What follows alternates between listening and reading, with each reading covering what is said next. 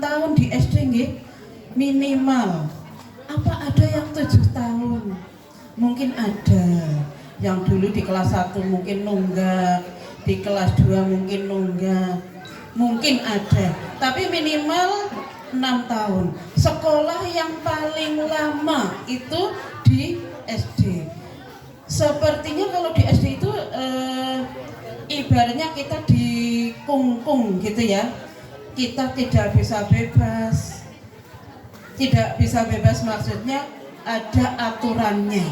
Begitu lulus serasa ada tali yang mengikat, itu ada kelonggaran, sehingga perpisahan ini merupakan perpisahan yang membahagiakan karena nantinya anak-anak kelas 6 ini bisa lanjut ke sekolah tingkat SLTP. Kalau belum lulus kan tidak bisa ya ke SLTP ya, pinter kaya apa, kalau belum punya ijazah tingkat SD tidak bisa melanjutkan di tingkat SLTP. Sehingga perpisahan ini yang kalau perpisahan kan menyedihkan. Kenapa perpisahannya menyenangkan? Karena akan melompat di tingkat yang selanjutnya. Nah, anak-anakku semua yang kelas 6 khususnya dan yang dari kelas 1 sampai kelas 6, kalianlah nanti yang dinamakan dengan generasi emasnya Indonesia. Bapak ibu atau ibu-ibu khususnya suka emas nggih? Apakah ada ibu-ibu yang tidak suka emas? Ada bu? Suka nggih? Semuanya suka. Nah, anak-anak ibu nanti generasi emas, generasi yang disukai, diharapkan oleh semua orang. Jadi mohon, karena tadi sudah diserahkan oleh sekolah dan diterima oleh Bapak Ibu melalui komite sekolah, mohon emas yang ini sudah diolah sedikit oleh pihak SD, mohon diolah lagi supaya emas yang mungkin tadi di SD baru 18 karat, bagaimana supaya emas itu akan ke 24 karat, maka perlu diolah. Dan yang membedakan karatnya anak-anak adalah sikap, etika, atau budi pekerti. Bapak Ibu, orang pintar banyak nggih? Orang yang sarjana banyak, berarti kalau sarjana kan pintar. Kemudian yang jadi dokter banyak, yang jadi pejabat banyak. Tapi yang sulit kita cari atau kita yang sulit membentuknya adalah budi pekerti. Karena budi pekerti harus ditanamkan dari lingkungan keluarga dan juga didukung oleh lingkungan masyarakat. Jadi lingkungan keluarga lah yang paling dominan untuk membentuk karakter atau budi pekerti anak-anak. Karena kalau di sekolah hanya berapa jam ya? Dari jam 7 sampai setengah 1. Berarti yang paling lama di lingkungan masyarakat. Jadi kami berpesan kepada Bapak Ibu orang tua untuk tidak jemu-jemunya selalu mendidik anak-anaknya. Tidak apa-apa dikatain anak-anak mama rewel, mama guji, nggak apa-apa ya. Coba kalau tidak rewel, tidak guji. Misalnya anak-anak sekarang kan libur pagi hari tidak dibangunkan, alasannya ben lah tangi awan rapopo wong ora sekolah. Jangan seperti itu Bapak Ibu, karena anak-anak punya kewajiban apa? Sholat subuh. Jadi tanamkan di otak anak, karena mungkin Bapak Ibu selama ini misalnya putra ibu namanya Ani tidur, besok kan sekolah, nanti kesiangan, sehingga bangun gasiknya karena hanya mau sekolah. Maka mulai nanti malam yang belum berpesan kalau mau tidur karena kemarin-kemarin mau sekolah, nanti malam tolong ingatkan agar tidur gasik dengan alasan nanti biar nanti bisa bangun tengah malam, atau kalau tidak biar besok sholat subuhnya tidak terlambat. diubah nggih. Sehingga pada saat anak tidur itu yang terngiang-ngiang itu bukan terlambat sekolahnya, tapi terlambat sholat subuhnya. Jadi selalu dipesankan walaupun kelas 6, walaupun kelas 5, Bapak Ibu, walaupun anak-anak yang sudah besar tidak perlu dikeloni lagi nggih. Tapi kalau mau tidur, nang bubu ben ngesuk ora telat sholat subuh. Itu doa dan penanaman karakter yang ketone sepele tapi di otak anak selama tidur itu akan yang terngiang-ngiang sholat subuhnya. Karena kalau selama ini dipesani biar tidak terlambat sekolah, bayangannya bapak ibu guru di sekolah yang galak, aduh nanti terlambat, nanti nggak boleh masuk kelas. Padahal bapak ibu gurunya juga tidak ada yang galak, jadi hanya takut terlambat sekolah. Tolong mulai nanti malam yang belum pesan kalau mau tidur karena agar tidak terlambat sholat, mulai nanti malam dibiasakan. Kemudian bagaimana kalau Bu, ini anak di sini sama mbah, saya mbahnya, saya nggak bisa HP, orang tuanya di Jakarta misalnya. Tolong komunikasikan agar orang tuanya setiap malam WA, ya, nggak usah marah-marah. Bu, nanti terlambat. Tolong WA, Mbak, tolong Bu Gasik biar sholat subuhnya tidak terlambat. Nanti akan menjadi kebiasaan. Nah, itu salah satu penanaman karakter tadi yang saya sampaikan, ketone sepele tapi membentuk untuk menjadi kebiasaan, itulah yang sulit. Kemudian pesan saya juga untuk anak-anak kelas 6, lanjutkan sekolah. Terserah mau ke SMP negeri, mau ke MTS, atau mau ke pondok yang ada sekolahnya, tapi nggih, pondok yang ada sekolahnya. Kalau bisa jangan hanya mondok tok, tapi kalian juga perlu ilmu umum. Untuk SD Pesuningan 1 kemarin sudah masuk semua, di SMP sudah semua, berarti ke SMP. Atau MTS monggo, karena itu MTS 2 ya. Karena itu pilihan nggih, karena itu pilihan, monggo, itu hak dari orang tua mau menyekolahkan di mana. Mondok bukan berarti tidak baik nggih. Mondok juga belajar ilmu agama juga sangat sulit. Tapi kalau dengan sekolah umum itu tidak akan menjadi temuan anak tidak sekolah. Ini juga mohon maaf Pak Waris, kami sampaikan kebetulan di Pesuningan anak tidak sekolah untuk SD, tapi ya untuk SD saya juga tidak membuka yang TK. Untuk SD alhamdulillah anak semuanya sekolah untuk Pesuningan. Karena kalau Perembuan itu kalau tidak salah ada 9 apa nggih Pak Najib, lupa, ada 9 terdeteksi anak tidak sekolah usia SD. Ada kemarin yang saya tanyakan anak yang dibawa ibunya ke Jakarta karena orang tuanya bercerai, anak dibawa ibunya ke Jakarta katanya mau disekolahkan, sampai sekarang sudah 2 tahunan tidak disekolahkan. Nah itu kami harus mencari, sampai komunikasi ke kepala sekolah, ke pihak desa, ini sebetulnya anak di mana? Masih adakah orang atau keluarganya? Ada lagi di desa lain anak yang tidak terdeteksi, nggak tahu di mana keluarganya, di sini tidak ada, sekolahnya di, kalau sekolah itu di mana saja sekolah itu terdeteksi oleh sistem. Oh ini sekarang sekolah di mana terdeteksi. Jadi untuk Pesuningan alhamdulillah yang SD tidak ada. Untuk SMP nanti kami buka lagi karena di situ alamatnya SMP, kemudian ada si alamat desanya. Pesuningan nanti kita lihat ada apa tidak yang usia SMP tapi tidak sekolah. Kemudian anak yang mondok tok tidak sekolah pun itu terdeteksi sebagai anak tidak sekolah. Jadi kalau ada putra-putri Bapak Ibu yang mondok, monggo usahakan juga dengan sekolah umum, apapun sekolahnya yang di sana. Misalnya ada MTS, ada mungkin SMP yang dikelola oleh pondok pun tidak apa-apa. Atau mungkin milih pondok yang ada sekolahnya juga.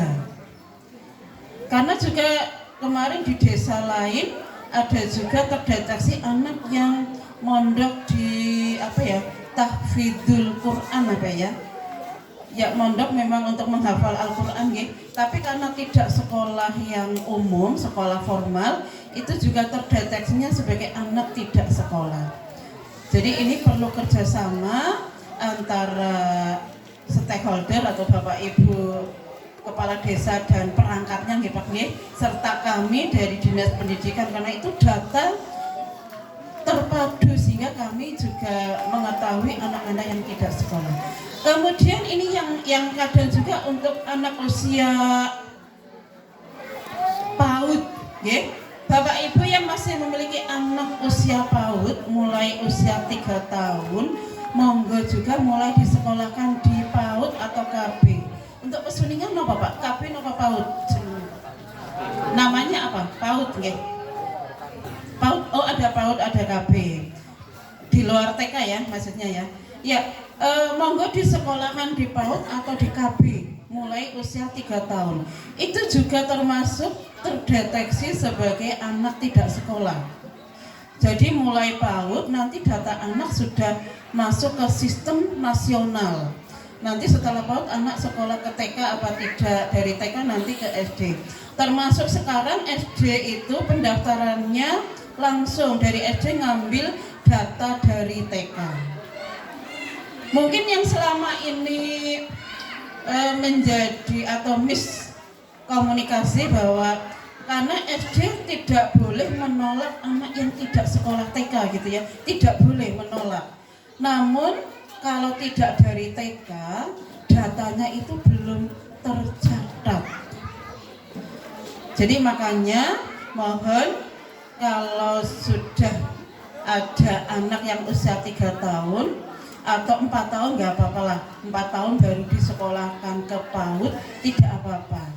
Nanti di TK usia 5 atau 6 tahun, kemudian 7 tahun baru ke SD. Kemudian Bapak Ibu untuk pendaftaran ke SD sekarang sudah model online dan offline. Online itu langsung data dari TK, tinggal operator sekolah mengambil atau menarik. Ada juga yang offline. Untuk SD Negeri 1 Pesuningan karena baru berapa Pak? 13. Baru 13, jadi offline-nya masih punya kuota 15 lagi. Karena per kelas itu maksimal 28. Namun kalau sekolah Perembun kalau tidak salah hanya SD Negeri 1 Perembun yang 2 rombel, yang lainnya sepertinya semuanya 1 rombel. Jadi kalau sudah lebih dari 28 itu akan ditolak oleh SD yang panjenengan daftari, harus ke sekolah lain yang masih kekurangan. Jadi sekarang memang seperti itu.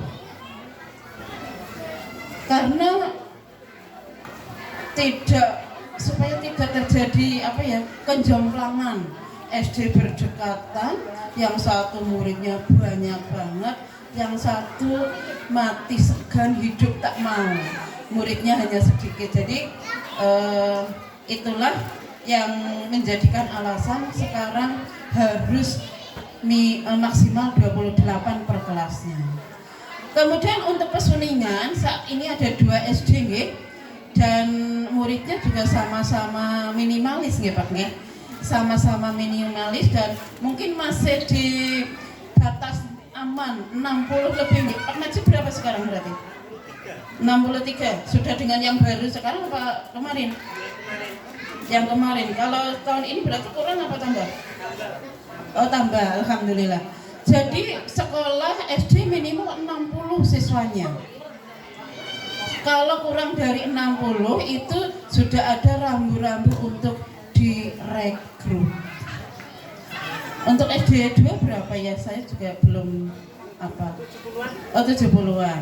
Jadi masih sama-sama zona masih aman tapi sudah lampu kedap-kedip beda lampu kedap-kedip. Jadi kalau muridnya nanti sini kurang dari 60, Pesuningan 2 juga kurang dari 60, maka itu sudah bisa diusulkan regrouping, direkrup.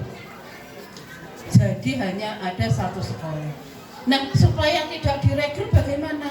Ya monggo usahakan anak-anak asli desa Pesuningan ya sekolahnya di Pesuningan, tidak keluar desa. Itu kalau ingin SD-nya tetap ada 2. Bu, tapi kan sekolah itu hak saya Bu menyekolahkan. Kami tahu juga itu hak panjenengan, tapi kedepannya kalau panjenengan akan mempertahankan hak panjenengan, suatu saat yang SD-nya ada 2, bisa jadi hukum alam berlaku, lama-lama akan menjadi satu sekolah. Nah, yang masih muda monggo berproduksi lagi, biar penduduk Pesuningan bertambah. Iya kan banyak anak banyak rezeki katanya. Tapi karena KB-nya berhasil ya Pak ya, karena KB-nya berhasil sehingga dan banyak yang merantau keluar kota sehingga mungkin penduduk Pesuningan juga berkurang apa bertambah Pak? Tiap tahunnya Pak berkurang ya, karena semakin banyak yang keluar kota. Monggo program Pesuningan mungkin supaya yang muda-muda tidak pada keluar Pak, ada proyek apa Pak, jadi mungkin pemuda-pemudanya tidak merantau tapi di Pesuningan tercukupi. Itu yang sulit ya, karena dengan merantau ekonominya lebih baik, tapi yang di rumah ini semakin tua-tua. Sekarang mencari orang tandur saja sulit nggih Pak nggih? Mencari orang tandur saja sulit. Yang muda ibu-ibunya direpotkan oleh anak-anak kecil. Kemudian anak-anak besarnya, karena sekarang ibu-ibu muda sekolah SD lagi ternyata Pak. Karena kalau pagi suka mengantar anaknya ke sekolah, nanti menjemput. Jadi ternyata masih kepengen sekolah SD lagi. Nah, tapi ini juga sudah hal yang baik, kemajuan karena orang tua sudah peduli dengan anak-anaknya. Saya dulu dari SD sudah dilepas loh, tidak diantar oleh orang tua. Pulang berangkat sendiri, pulang sendiri. Ngintil kadang ditinggal gitu ya. Nah, orang tua sekarang sudah perhatiannya bagus. Jadi anak-anak benar-benar prioritas karena ada juga yang kelas 6 masih diantar, masih dijemput mungkin. Karena mungkin rumahnya agak jauh, apalagi nanti SMP, orang tuanya masih sekolah SMP lagi, pagi nganter, siang nanti jemput lagi. Karena anak SMP kepinginnya bawa motor, tapi tidak boleh.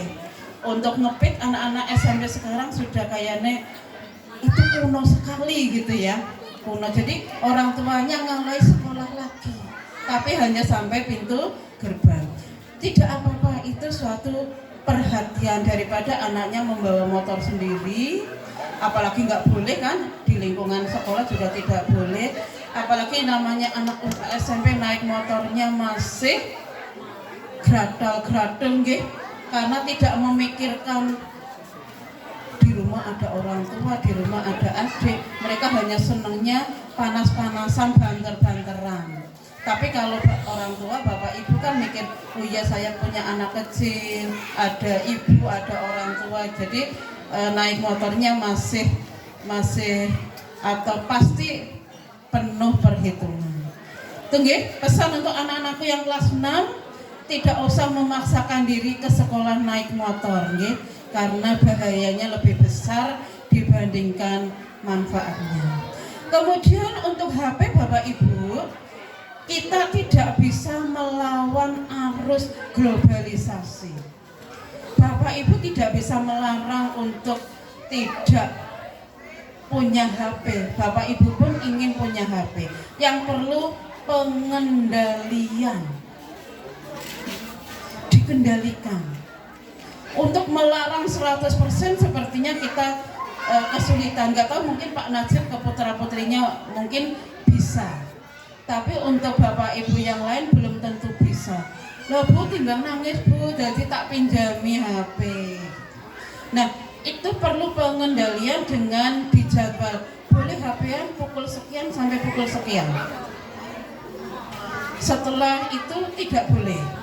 Atau mungkin kalau masih usia SMP boleh nanti hari Sabtu sore sampai hari Minggu pagi. Nanti setelahnya tidak boleh. Atau paling tidak Bapak Ibu harus tahu HP gunanya ngopo. Karena HP-nya nggak negatif. Yang negatif pemakainya. Karena di HP Android itu di sana banyak sekali informasi positif maupun informasi negatif. Tinggal kita mau cari positif atau cari negatifnya. Karena kami pun sebagai Bapak Ibu guru, sebagai pendidik, kami pun sebagai pengawas, terus terang kami tidak bisa lepas dari HP. Karena Bapak Ibu juga absennya harus pakai HP. Kemudian informasi-informasi dinas, undangan seperti kami undangan dari dinas hanya lewat HP, lewat WhatsApp.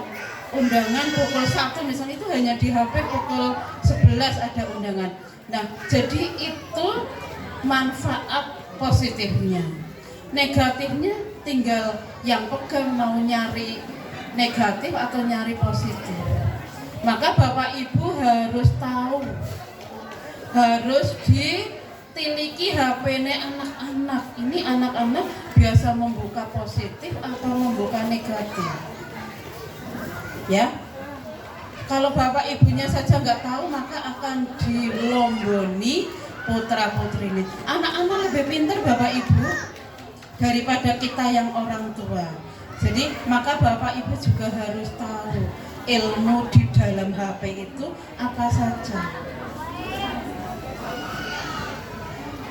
Nah, kemudian yang tidak kalah penting Bapak Ibu, bahwa anak-anak walaupun sudah lulus SD itu mohon ngajinya juga harus masih ngaji. Untuk pesuninya gimana? Masih nggih Pak nggih? Karena kadang kalau lulus SD wis padha bebas ngaji. Ada di beberapa tempat seperti itu, kalau tidak orang tuanya benar-benar nganti. Dulu kalau saya sampai ini ngeroscek ke tempat ngajinya. Ngaji opora yo anakku ya. Walaupun saya yakin anakku ngaji karena juga rumah saya dekat dengan tempat ngaji, tapi harus kita pastikan sesekali kita kontrol ngaji apa enggak ya. Nah Bapak Ibu juga jangan hanya percaya ini anak enggak di rumah ngaji, ternyata mungkin berkeliaran kemana-mana. Jadi monggo untuk ngaji itu harus juga tetap dilaksanakan kalau bisa selamanya. Tapi kalau saya dulu hanya sampai kuliah ngaji yang rutin, setelahnya ngajinya sudah tidak rutin. Jadi maksudnya rutin tiap malam. Kalau tiap malam dulu masih ngaji, tapi setelah jadi orang tua ngajinya ngaji. Apalagi kalau sekarang terus terang saya ngajinya lewat HP. Tiap hari mendengarkan ustadz yang sedang saya senangi siapa, dengarkan. Kadang sambil nyatet gitu, jadi nggak cuma mendengar sambil dicatat, oh ini tentang apa. Jadi itulah positifnya HP kita gunakan. Kemudian pesan untuk Bapak Ibu gurunya, terima kasih sudah mendidik anak-anak bangsa, tingkatkan lagi. Dan yang memenuhi syarat untuk mendaftar guru penggerak, monggo mendaftar. Kalau nanti ada pembukaan, kita nggak tahu masih ada apa tidak ya setelah angkatan 11. Dan ini kepala sekolahnya ini lulusan guru penggerak. Angkatan berapa ya Pak? 9 ya Pak? Angkatan 9. Jadi kepala sekolah masih muda, usianya baru berapa Pak? 35 ya mungkin ya. Lahiran berapa Bu? 87, berarti berapa? Iya, masih muda banget, sehingga gerakan beliau masih sangat lincah. Jadi masih, apalagi biasa perjalanan jauh dulu ya Pak ya, Banyumas mana? Banyumas ke Bumen, itu biasa laju sehingga memang apalagi beliau juga masih muda, jadi gerakannya masih lincah sekali. Panjenengan beruntung mendapatkan kepala sekolah yang masih muda, walaupun mungkin kalau muda kadang maaf mbok tata kramane kurang ya mohon dimaklumi nggih, karena ceritane mbok garam asame lomboke micine masih kurang, tapi insya Allah beliau sudah terdidik, sudah memenuhi kriteria. Kemudian untuk Bapak Ibu orang tua, saya juga ucapkan terima kasih panjenengan sudah menyekolahkan di sini, sudah menyekolahkan di SD negeri, sehingga kedudukan SD negeri 1 Pesuningan supaya tetap ada selamanya. Mungkin ada yang alumni sini nggih? Ada yang alumni SD ini? Mungkin Pak Lurahnya, Pak Kadesnya. Jadi apapun kondisi sekolahnya, insya Allah itu sekolah kebanggaan kita, karena kita pernah sekolah di sini. Atau mungkin yang sekolah di SD Negeri 2 Pesuningan pun itu merupakan kebanggaan, karena itu sekolah saat kita kecil. Untuk menjadi kepala desa, untuk menjadi kami seperti ini pun kami melalui sekolah dasar yang saat itu pun mungkin gedungnya belum seperti ini, tapi itulah masa lalu kita yang kita tidak bisa kita tinggalkan. Dan anak-anak sekarang lebih berbahagia karena di kelas 6 ada acara seperti ini. Saya dulu SD nggak ada Pak Najib. SD padahal saya ranking 1, tapi tidak ada acara perpisahan, apalagi hadiah menjadi peringkat 1 diperlihatkan. Dulu terima buku 10 senang banget, padahal ranking 1 gitu ya. Jadi sekarang untuk mengingat-ingat saya waktu SD perpisahannya seperti apa ya, saya nggak bisa mengingat karena nggak ada. Jadi hanya dikumpulkan di kelas, diberi ijazah, ini kamu ranking 1, hadiahnya buku 10, buku tulis gambar naga, saya kimutan. Kalau yang lahiran 60-70 kimutan, bukunya dulu warnanya biru, gambar naga ngarepe. Kalau yang lahiran 80 mungkin sudah nggak menangi. Bapak Ibu yang kami hormati, mohon maaf kalau penyampaian saya kurang pas, karena ini mungkin juga lebih dari 10 menit. Intinya bahwa anak-anakku tolong junjung tinggi nilai-nilai baik dari SD Negeri 1 Pesuningan. Yang tidak baik jangan diceritakan. Dan Bapak Ibu orang tua, mohon dipublikasikan kesuksesan SD Negeri 1 Pesuningan, agar semakin banyak warga yang sekolah di sini, supaya muridnya bertambah lagi. Bagaimana caranya? Nah, ini juga kolaborasi dengan pihak desa. Monggo nyuwun tolong Bapak Kepala Desa untuk selalu disosialisasikan agar warganya menyekolahkan PAUD, TK, SD di desanya. Kalau SMP-nya terserah nanti memilih di mana. Itu saja Bapak Ibu yang dapat kami sampaikan. Terima kasih. Saya akhiri, wabillahi taufiq wal hidayah. Wassalamualaikum warahmatullahi wabarakatuh. Waalaikumsalam warahmatullahi wabarakatuh.